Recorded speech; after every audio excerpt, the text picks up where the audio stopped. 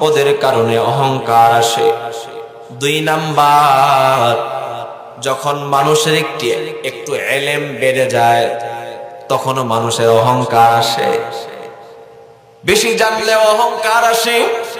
যদি জানার কারণে অহংকার আসে, বান্দা যদি সে তাকওয়া অবলম্বন করতে পারে, জানার যে অহংকার অটোমেটিক তার অন্তর থেকে এটা দূর হয়ে যাবে। 3 নাম্বার, ইবাদত বন্দেগী যখন বান্দা বেশি বেশি করতে থাকে, অনেক সময় ইবাদত বন্দেগীর কারণেও অহংকার আসে। হযরতে আব্দুল্লাহ ইবনে মুবারক অনেক বড় একজন মুহাদ্দিস ছিলেন। উনি একবার খুরাসানে গিয়েছেন। খুরাসানে যাওয়ার পরে খুরাসানের মানুষগুলো বলতেছে, হযরত, আমাদের খুরাসানে একজন ইবাদত গুজার ব্যক্তি আছে, অনেক বেশি ইবাদত বন্দেগী করে, অনেক বড় আবেদ। হযরত আব্দুল্লাহ ইবনে মুবারক রাহমাতুল্লাহি আলাইহি ওই আবেদ ব্যক্তির সাথে দেখা করার জন্য চলে গেলেন। ওই আবেদ ব্যক্তির বাড়িতে গিয়ে সালাম দিলেন, কিন্তু ওই আবেদ ব্যক্তি হযরত আব্দুল্লাহ ইবনে মুবারকের সালামের উত্তর দেয় না, ভাব নিয়ে বসে আছে। হযরত আব্দুল্লাহ ইবনে মুবারক যখন এই অবস্থা দেখলেন, সাথে সাথে তিনি ঘর থেকে বের হয়ে আসছেন। উনার সাথে যারা ছিল তারা বলল, হযরত, আপনি কি করলেন? একটু আগে যে আপনার ঘরের মধ্যে আসছিল তিনি তো আমিরুল মুমিনিন ফিল হাদিস আব্দুল্লাহ ইবনে মুবারক, আপনার ঘরের মধ্যে এসে আপনারে সালাম দিল, আপনি তার সালামের জবাব দেন নাই, এখন তো তিনি চলে গেলেন। ওই আবেদ ব্যক্তি দৌড়ায়া হযরত আব্দুল্লাহ ইবনে মুবারকের কাছে চলে আসছে। সে ডাক দিয়ে বলতেছে, হযরত, আমি বুঝি না ইবাদত বন্দেগী বেশি করার কারণে ভিতরে অহংকার চলে আসছে, আপনি আমাকে কিছু নসিহত করেন। তখন হযরত আব্দুল্লাহ ইবনে মুবারক রাহমাতুল্লাহি আলাইহি বললেন, আয় শুনো, তুমি যখন রাস্তা দিয়ে বের হইবা, যাকে তোমার চোখের সামনে পড়ে, যে ব্যক্তিটাই তোমার সামনে আসে, মনে মনে চিন্তা করবা ওই ব্যক্তি থেকে তুমি নিকৃষ্ট।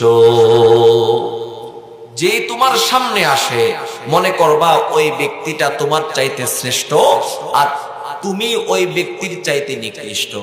যদি এটা মনে করতে পারো, বেশি দিন লাগবে না, অল্প কিছু দিনের ভিতরেই তোমার ভিতর থেকে অহংকার অটোমেটিক চলে যাবে। এটা আপনাদের সকলের জন্য উপদেশ। যাকেই আমরা দেখব মনে করব ওই ব্যক্তিটা আমার চাইতে উত্তম। যদি এমনটা মনে করতে পারি, ভিতরে অহংকার থাকবে। মুসলমান ভাইরা আমার, বেশি ইবাদত বন্দেগীর কারণে অহংকার আসে, সতর্ক থাকা।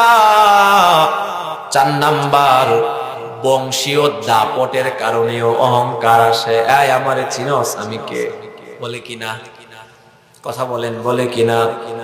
আস্তে কথা বইল, আমারে চিনো, আমি কে?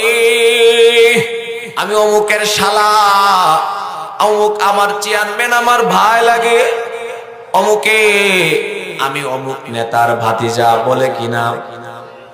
কথা চিন্তা করিয়া বইল, যারা এমন কথা বলে সবগুলো হলো অহংকারী। বংশের কারণে অহংকার আসে। মুসলমান, আল্লাহর রাসূলের চাইতে শ্রেষ্ঠ বংশ পৃথিবীর মধ্যে আর কারো ছিল না। আল্লাহর রাসূল কোনদিন বংশ নিয়ে বড়াই করে নাই। আল্লাহ রাব্বুল আলামিন পবিত্র কোরআনের মধ্যে বলেন, ইয়া আইয়ুহান নাস ইন্না খলাকনাকুম মিন যাকারিন ওয়া উনসা ওয়া জাআলনাকুম শুউবান ওয়া ক্বাবাইলা লিতাআরাফু ইন্না আকরামাকুম ইনদাল্লাহি আতকাকুম। আল্লাহ রাব্বুল আলামিন ডাক দেয়া কয়, আয় দুনিয়ার মানুষগুলো শুনো, আমি আল্লাহ কাউকে বড় লোকের ঘরে জন্ম দিয়েছি, আবার কাউকে ছোট লোকের ঘরে জন্ম দিয়েছি। আমি আল্লাহ কাউকে বড় বংশের মধ্যে জন্ম দিয়েছি, আবার কাউকে কৃষকের ঘরে জন্ম দিয়েছি। দুনিয়ার মধ্যে আমি আল্লাহ এক একজন মানুষকে এক এক রকম মর্যাদার যোগ্যতা দান করেছি। বান্দা ওই সমস্ত মর্যাদা আর যোগ্যতা দিয়ে বংশের দাপট দিয়ে আমি আল্লাহর কাছে বড় হতে পারবা না। বান্দা যদি তুমি আমি আল্লাহর কাছে বড় হতে চাও, ইন্না আকরামাকুম ইনদাল্লাহি আতকাকুম, আল্লাহ রাব্বুল আলামিনের কাছে ওই বান্দাটাই সবচাইতে পছন্দনীয় যেই বান্দার অন্তরে আল্লাহর ভয় সবচাইতে বেশি। মুসলমান ভাইরা আমার, 4 কারণে অহংকার আসে। কয় কারণে?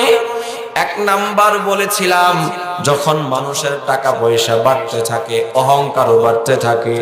2 নাম্বার, মানুষ যখন একটু বেশি শিক্ষিত হয় অহংকার চলে আসে। 3 নাম্বার, মানুষ যখন একটু বেশি ইবাদত বন্দেগী করে অহংকার চলে আসে। 4 নাম্বার হলো ভালো বংশ, বড় বংশের হলে অহংকার চলে আসে।